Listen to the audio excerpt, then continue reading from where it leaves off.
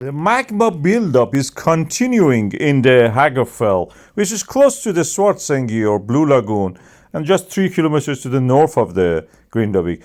The tectonic tremors we are seeing actually fluctuating.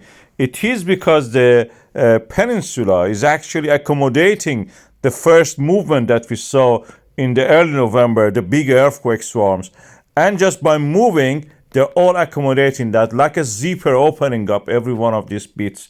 Opening when we have a rift gradually forming. When the rift forms and the magma is rising because of the pressure is being removed, the land uplift happens and the cracks appearing. These are all the things we saw in Grindavik and the Svartsengi areas.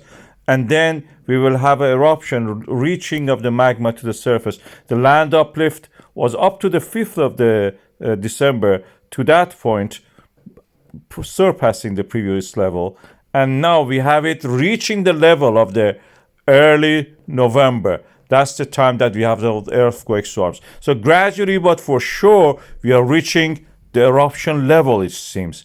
The magma is building up. The opening of the crust is continuing. The lithosphere is cracking. This graben, this rift valley is opening up. And the eruption will happen eventually, like what we saw in the Litli-Hrútur volcano, which is a nice example. The land split exactly like a rift.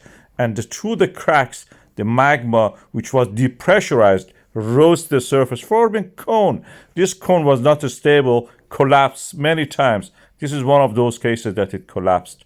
This is going to happen probably in the Hagafell area.